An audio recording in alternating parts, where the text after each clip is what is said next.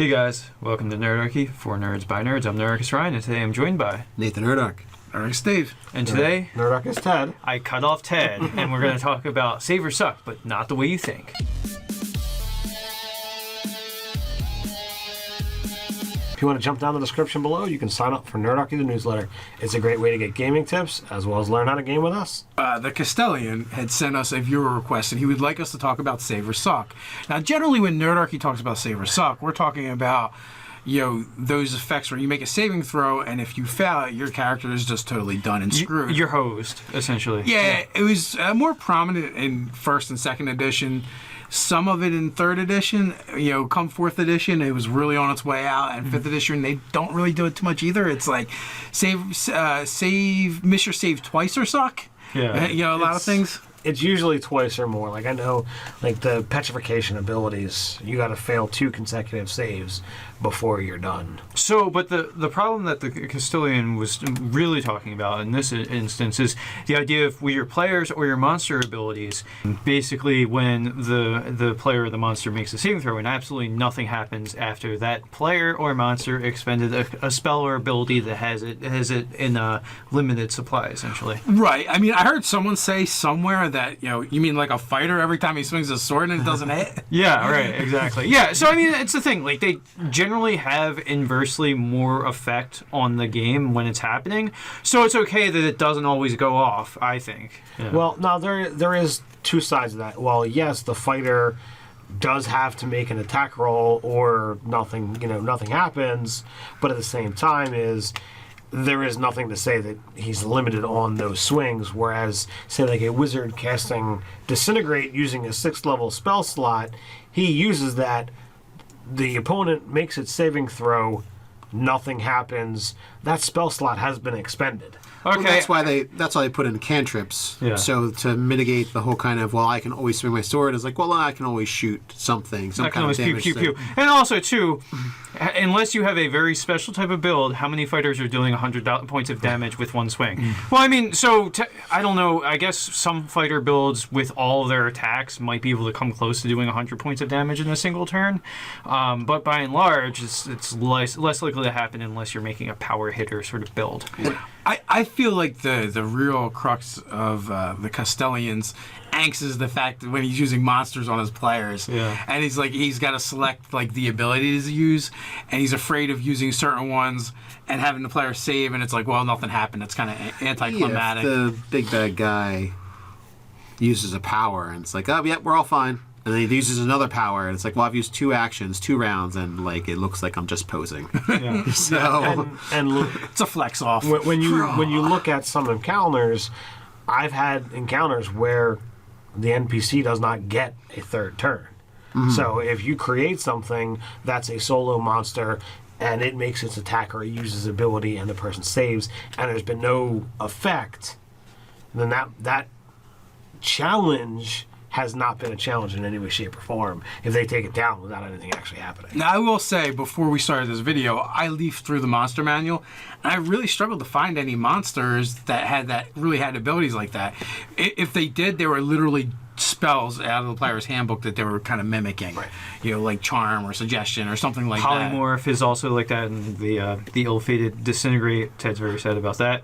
Yes. So, yeah. So I feel like it more affects monsters when those monsters are kind of using the same powers that the players are. Mm-hmm. But a lot of the other ones, like the Mind Flayer, for instance, when you make your saving throw, you just take less damage and you're not stunned. So there's still like a lesser effect that happens. Yeah. I mean, so you have in terms of, say, maybe some layer effects or something like that. But the layer effect with certain monsters, in essence, it just creates almost like another combatant in a way, because it's the economy of actions. It's another set of actions that happen. So you have 2 actions plus, so you have the layer action, the monster action, and then usually they get some other things going on that they can do as well. So I don't know. That almost makes a solo monster like 2 monsters in essence because of those economy of actions. So if one of them doesn't go off well, then that's fine. Or you give them some weaker minions that can also do some attacks. Well, yeah, that comes down to encounter design. Also, like, the Castellan solution was to try and, like, make this tiered system, which, one, it would be a lot of work, like lesser effects for these spells. But two, like, if you were to do that from the other side of the coin, the players attacking your monsters, spells now have an effect, even though that they would technically, pass their saving throw. That really adversely affects your legendary monsters that have legendary saving throws. Legendary resistances, exactly. Yeah. So that ability becomes far less useful than it was. Yeah. So spells like Acid Orb, which for a first level, for a cantrip, basically, it lets you potentially affect two targets within 5 feet of each other. Like, the damage dice go up, but the only thing is, it's one of those things, if the foe makes the dex saving throw, then they don't take any damage. Yeah, that was really... I'm sure that's been crunched out for long enough on whether or not, like, should we do half damage if they pass the save or not? Sacred Flame is the same way. And the thing is, if you noticed in the beginning of the video, we talked for a good several minutes just about basically the rules of the game and the crunch and back and forth, and it really comes down to they kind of figured it out this way. I'm not keen on changing a major component of how the rules are balanced. I love spells and I love disintegrating people, and it's totally cool. But it's disappointing to not do almost 100 damage and you just wasted a turn. But so a couple things that could be done. Number one, touching on what you're saying with the cantrips that are save or suck. In the very beginning of playing, I'm playing a cleric in Dave's game. I've got Sacred Flame.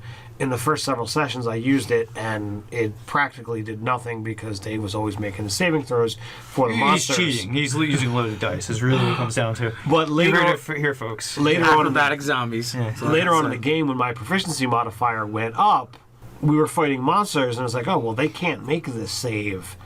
And I was getting it to succeed really well when I couldn't actually hit them with an attack because their armor class was too high, and I suck at combat. Well, also too, there's a way of like telegraphing what the monster's flaws or weaknesses might be. Like zombies are kind of lumbering, lurching things that aren't very nimble on their feet, so attacking their decks makes a lot of sense. Like by describing the way the monsters are, or like big monsters are usually kind of dumb. Like so kind of attack the thing that it makes sense to attack on a given creature, or even with the players. Like you're not going to attack the fighter's strength, you're going to hit them on their mentals because a smart spellcaster is going to know that the fighter is not going to beat you at chess. But he will beat you over the head with a fucking sword. Similarly with the talk about the disintegrate earlier, don't hit the monk or the rogue and try and hit him with the disintegrate. You're just going to be kind of disappointed. And if you do use disintegrate and they manage to dodge, describe the effect around them. Don't be cheesy and say, well, it hits the guy behind you. That's just a jerk DM move. But have it hit the wall and literally creates a 10-foot gap. Or if you've got a throwaway monster, have it blow up the monster. Yeah, that could actually be. And it really was also cool brought as up too, like Yeah. with the spell, like disintegrate. It is kind of weird. Like if you take a ton of damage, but you made your saving throw, it's like but you still got hit by it. Like what happened? What got disintegrated? Do you have a hole in you right now? Yeah. Got a really good 4th degree burn. Yes, that's it. Yeah, this black char, and like your armor's effed up now. Like I guess you gotta get that repaired after the fight.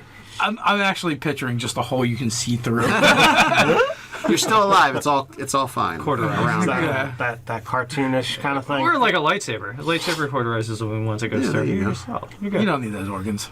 Just sometimes The dice hate you. the dice hate you, and you have to accept that this is Dungeons and Dragons, not Dungeons and Doilies. So with that, guys, head to the description below where you can find all the links to our social media. So until next time, stay nerdy.